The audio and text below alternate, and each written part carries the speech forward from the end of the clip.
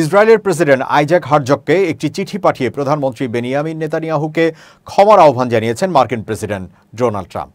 তিনি নেতানিয়াহুর বিরুদ্ধে আনা দুর্নীতির অভিযোগকে রাজনৈতিক ও অযৌক্তিক বলে অভিহিত করেছেন। বৃহস্পতিবার আল জাজিরার এক প্রতিবেদনে এই তথ্য জানানো হয়েছে।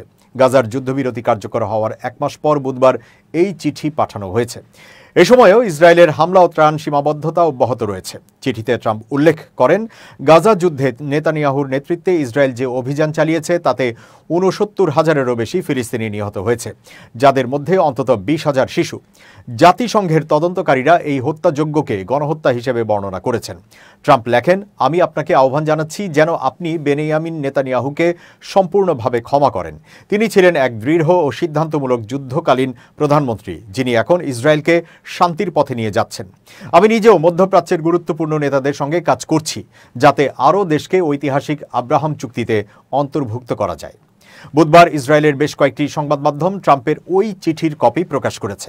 ট্রাম্প সাম্প্রতিক বছরগুলোতে আন্তর্জাতিক অঙ্গনে ডানপন্থী নেতাদের প্রতি সমর্থন বাড়িয়ে চলেছেন।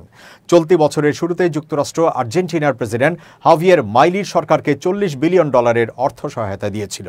চিঠিতে ট্রাম্প আরও দাবি করেন, তিনি কমপক্ষে ৩,০০০ বছরের জন্য মধ্যপ্রাচ্যে শান্তি প্রতিষ্ঠা করেছেন।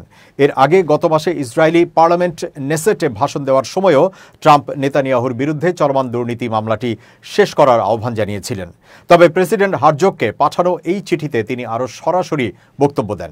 ইসরায়েলের রাষ্ট্রপতির পদ মূলত আনুষ্ঠানিক হলেও রাষ্ট্রপতি ক্ষমা প্রদানের সাংবিধানিক ক্ষমতা রাখেন। তবে নেতানিয়াহুর বিচার কার্যক্রম চলমান থাকায় রায় ঘোষণার আগে হারজগ কোনো ধরনের ক্ষমা ঘোষণা করতে পারেন না।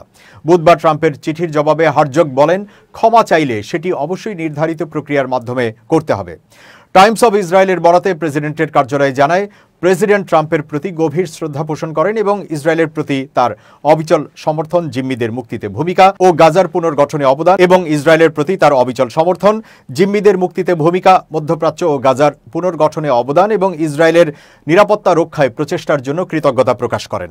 তবে বিবৃতিতে আরও যোগ করা হয়, রাষ্ট্রপতি একাধিকবার স্পষ্ট করে বলেছেন, যে কেউ ক্ষমা চাইবেন তাকে প্রতিষ্ঠিত প্রক্রিয়া অনুযায়ী আনুষ্ঠানিক আবেদন দাখিল করতে হবে।